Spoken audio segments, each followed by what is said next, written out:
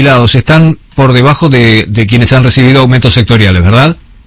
Sí, están por debajo de los trabajadores, incluso están por debajo de los trabajadores estatales, que han tenido un 7% de aumento más. Los números con las últimas cifras que tenemos publicadas, lo que nos marca es que la inflación interanual fue del 52,5% y el aumento de los jubilados el 33,4%.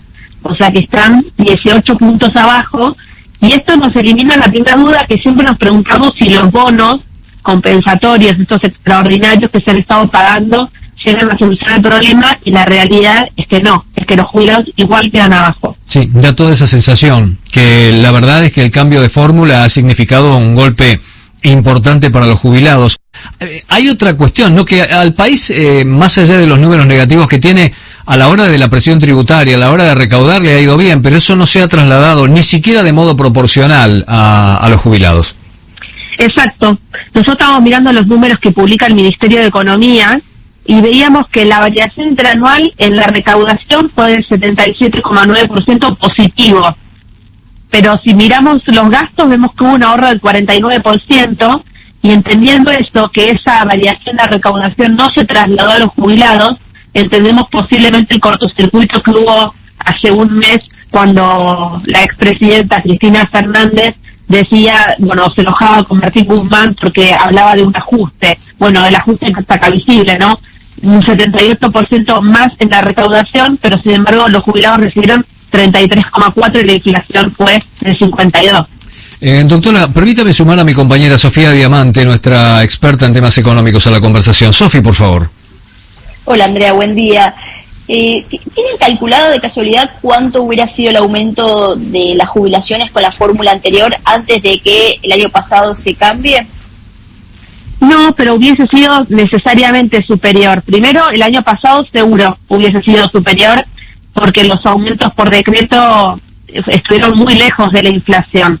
Y este año también, porque recordad que la fórmula de movilidad sacó el índice de inflación, la variación de precios de esa fórmula para ajustar las jubilaciones. Hoy tenemos una fórmula que es por variación de salarios y además por la variación en la recaudación de ANSES.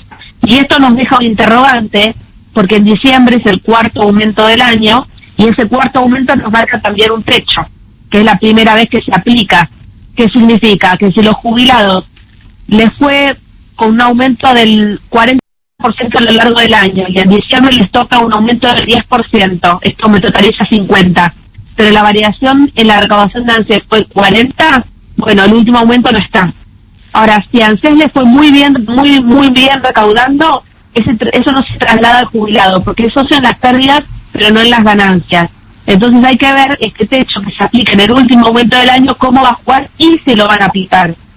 Y para colmo, con la inflación desatada y con algo de lo que no se habla mucho, nosotros nos hemos ocupado aquí del tema en más de una oportunidad porque sabemos todo lo que pegan los jubilados, el tema de los medicamentos. La verdad es que están golpeados por todos lados. Sí, creo que a veces es como bajarlo un poco al llano, más allá de los números o los porcentajes que podemos dar. Una jubilación mínima son 26.000 pesos. Es increíble.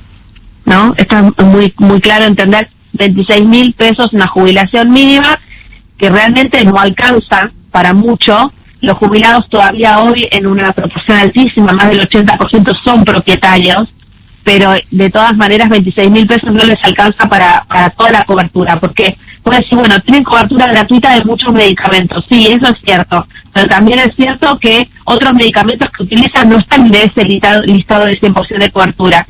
Hay tratamientos que los hacen por fuera, médicos que tienen que pagar la consulta por fuera del PAMI. Entonces, tienen gastos asociados a la atención médica que no tienen totalmente la cobertura y que salen de este magro ingreso de 26.000 pesos. Sofía, por favor. Otra forma que tuvo el gobierno de ajustar, que tal vez no lo hizo a propósito, sino que fue consecuencia de la pandemia, es que hay menos jubilados o menos personas que se jubilaron en el último año. ¿Es así, según los datos del ANSES? Bueno, que no lo hicieron a propósito es relativo, porque de hecho ahora aceleraron bastante el número, pero les resultó bastante interesante la reducción en los nuevos jubilados. Primero porque también se ahorraron los retroactivos. Una persona que tenía turno en marzo, abril, mayo del año pasado, no le reconocieron el retroactivo cuando en diciembre finalmente le ingresaron el trámite. Con lo cual, sí, el ahorro fue muy significativo en pago de prestaciones y muy significativo en retroactivos por estas demoras en la tramitación. Ahora hay un aceleramiento en la cantidad de nuevos jubilados, también propio de estos nuevos regímenes que se instalaron de jubilación anticipada, jubilación de cuidadoras, ¿no? Toda esta nueva ola de inclusión. Andrea, en el último año, con la excusa de la pandemia y demás, contactar con ANSES, tratar de iniciar un trámite, hacer cualquiera de estas cosas fue poco menos que imposible. Era escalar el Everest, lisa y llanamente. Sí. Fue durísimo. Yo te digo, nosotros que trabajamos con la ANSES y en la justicia todavía no ha vuelto presencial, seguimos gestionando todo de manera virtual. La verdad es que fue muy duro. Obviamente los trabajadores privados, las empresas privadas tenemos posibilidades que el Estado no tiene.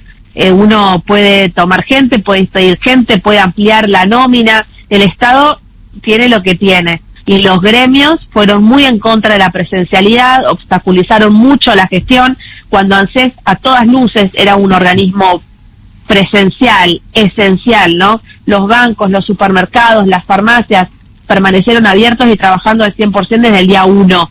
Esto no sucedió con ANSES, que cerró sus puertas durante muchos meses de manera completa.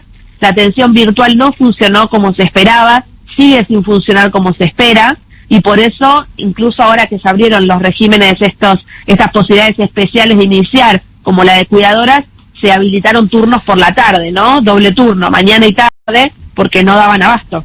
Sí, se haya buscado a propósito o no, nos reservamos la duda, eventualmente les ha servido como estrategia, eso está claro, les ha servido funcionalmente como si fuera una estrategia. Quiero meterme, doctora, con otro tema, y tiene que ver con las LELIQs. Con el recorte de los jubilados, se ahorraron en el Estado 200.000 millones de pesos. Están pagando con eso una cuarta parte de los intereses de las LELIQs, que es de 800.000 millones de pesos.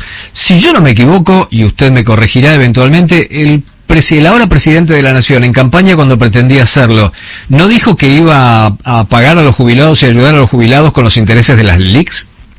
Sí, también dijo que le iba a dar un 20% de aumento y le recortó las jubilaciones un 20%. Con lo cual, creo que a veces son poco cuidadosos cuando prometen las cosas pensando que después no hay archivo, ¿no? Y hoy todos recordamos las cosas que prometieron porque eran muy distintas a las que venía haciendo la gestión anterior. Yo creo que la gestión anterior se equivocó en bastantes cosas. El índice de movilidad que tenían era mucho mejor que el actual, eso no hay ningún lugar a dudas, pero todo lo que vino después fue exactamente lo opuesto. O sea, pasamos de dar un aumento extraordinario del 20% a suspender la ley de movilidad. Lo más irrisorio en ese momento fue escuchar, la suspendemos porque no la podemos pagar, pero lo que viene es mucho mejor. Y yo pensaba entre mí, si no podés pagarlo, ¿por qué? ¿Qué me hace suponer que lo que me van a dar es más? ¿No? O sea, era completamente contradictorio. Y así fue, ¿no? Los jubilados el año pasado perdieron frente a la inflación, y esto que preguntaba Sofía, también perdieron frente a la fórmula suspendida. Bueno, este es un hecho concreto, el que perdieron. Ahora, lo otro es si bien es contrafáctico, ¿se hubiera podido cumplir con esa iniciativa de la administración anterior de pagar a los jubilados con esa fórmula? Yo creo que sí, es una decisión. O sea que el sistema previsional es deficitario, eso lo sabemos. De hecho, el principal motivo por el cual salió último en el ranking de la consultora Mercer es porque no es sustentable, ¿no? Ahora, si nosotros emparchamos y tenemos conciencia de que son parches temporales, moratoria, jubilación de cuidadoras, jubilación anticipada, el manejo del fondo de sustentabilidad, si entendemos que todo eso son parches y estamos trabajando en el fondo de la cuestión para que finalmente dentro de 10, 15, 20 años el sistema previsional sí sea sostenible, es una cosa. Yo lo que veo acá es que solamente trabajamos en la coyuntura, solamente emparchamos, vemos cómo salimos de la situación ahora y en definitiva esas consecuencias se pagan porque los saberes son cada vez más bajos. Si yo tengo que repartir la misma plata entre más personas, la consecuencia es clara. Doctora, gracias por el tiempo. No, a ustedes, un abrazo. La doctora Andrea Falcone, abogada previsional.